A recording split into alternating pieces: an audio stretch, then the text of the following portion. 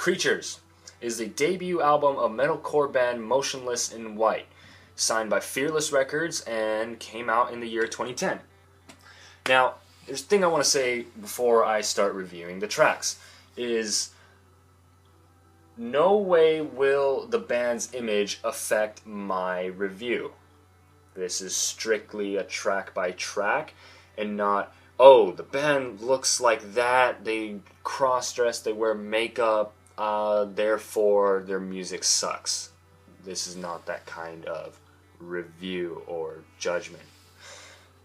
Now, a brief little info about Motionless in White, in case you haven't heard about them, is they're a metalcore band, or I should say horror metalcore band, as some people like to call them, that are heavily inspired by Marilyn Manson and his works. Hence, they sometimes cross-dress, they wear makeup on to give that horror image on stage and impress.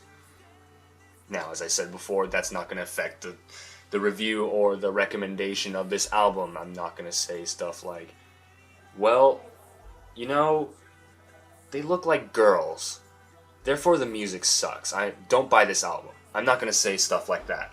This is strictly my taste, my opinions, emphasis. So if you think this album sucks, that's fine. If you think this album is a masterpiece, that's fine. This is my review, my opinion on it. Now, let's begin. The album contains a total of 12 tracks, each about 3 minutes to 5.5 minutes long. The first track is Immaculate Misconception, a little play on words on the word Immaculate Conception. Now, if you haven't seen their music video for this album, I highly recommend that you do. It did cause a bit of talk between some parents, I believe, about how they depicted the lead vocalist Chris Cerulli, or Chris Motionless as he calls himself, as Jesus Christ being nailed to the cross and crucified. Which is perfectly fitting for this song, as the song talks about how they don't care, the band doesn't care. Well, brief history. The band did get some flack by some religious officials and religious activists for looking and taking some images and influences of Marilyn Manson, the whole Antichrist superstar. But this is the band's way of saying, you know what, go take a hike, because we don't care what you think. And this is more of a message to those holier-than-thou religious nutcases that think everything of the world is evil, you cannot do that. That's pretty much it. I'm gonna have a riot or a picket sign at your son's funeral because he was this. That's mainly aimed at that, but that's a little tangent of its own. Could be a video later on. The next track, We Only Come Out at Night, is a very good track. It's your vampire party track, as it talks about vampires having parties at night and only coming out at night, sleeping all day and then partying the night. It's a good track. It's easy to listen to, easy to get into. It's probably I think their lightest track, I believe, on the album. One of their lightest, at least, in heaviness.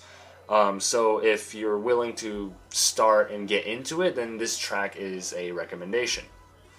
The third track, London in Terror, is your track that talks about an apocalyptic rendition of Jack the Ripper. It's like, what if Jack the Ripper was in the time when the world was ending, basically. That's pretty much the extent of it. If you want to, you could go take a listen for yourself on YouTube, or get a clip of it off of iTunes, stuff like that. The fourth track, Abigail, their shortest track, is 2 minutes and 53 seconds long. Now, this track mainly talks about the girl in the story, The Crucible, which talks about the witch trials that happened in Salem, pardon me. mainly talks about the girl seducing the priest, and basically another different viewpoint on the story as interpreted by Chris Cerulli himself. The next track, Creatures, is one of my favorite tracks as it is a fan-dedicated track. The entire lyrical content of Creatures, with the exception of the chorus, is all submitted by fans who are dubbed the Creatures. In this case, it's a fan tribute song. Now, I enjoy that because a band who takes care or actually cares about its fans is a good band in my book any day. And this shows that the devotion of their fans shows the devotion of the artist to their fans. They don't want to let them down. They want to give them the best that they have. So I highly recommend Creatures as a song, and it's probably one of the high points in this album itself. Cobwebs is okay.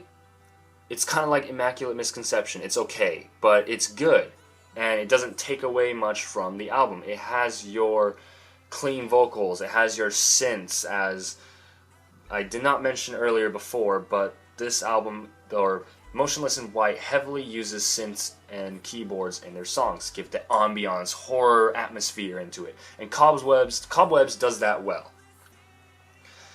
.com Part 2 is, I believe this is a remixed version of one of their previous songs on their previous EPs or their self-released album, at least one of them.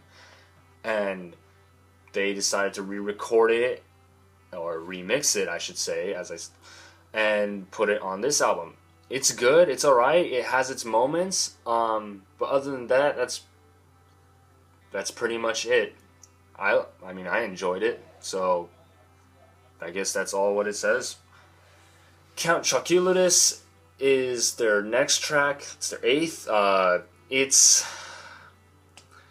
I'm not sure what to say about this song. It's okay, but one thing I have to say about it is before you go into the chorus where Chris has an alternating screaming and singing, hopeless and loveless, it sounds like Breaking Benjamin.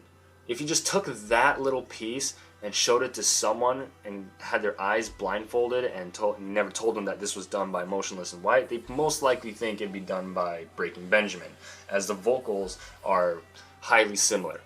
But other than that, it's a good track, and I really wish that part would have repeated until the end, but you only hear that part once, so that's unfortunate. The next track, which is another one of my favorites, and it's their slowest track, is called City Lights. This was also on one of their previous works, and it was re-recorded and remastered for this album. Not remastered, remixed. It's a slow song. The lyrics are very poetic. I think that's the best part about this song in particular, that the lyrics are very poetic in a sense. You have talks about love. It mentions about water in the lungs being the killer. That's all I can say. It's a very poetic song, and I think it fits well with the whole atmosphere and with the message the band is trying to convey. The next song, Puppets, the first note, the first in a trilogy actually, is a song that basically uses the metaphor about a puppet. Chris, I believe he mentioned an awful breakup between him and his old girlfriend, and she was basically using him like a puppet. Therefore, he uses the metaphor and calls himself a puppet. Probably one of their best tracks on this album, in my opinion. Again, this album does have a lot of solid tracks in it that gives it that high moment, like this is their height, this is their best. And Puppets does that perfectly, and the message that this song conveys and also the lyrical choice, I think it fits perfectly.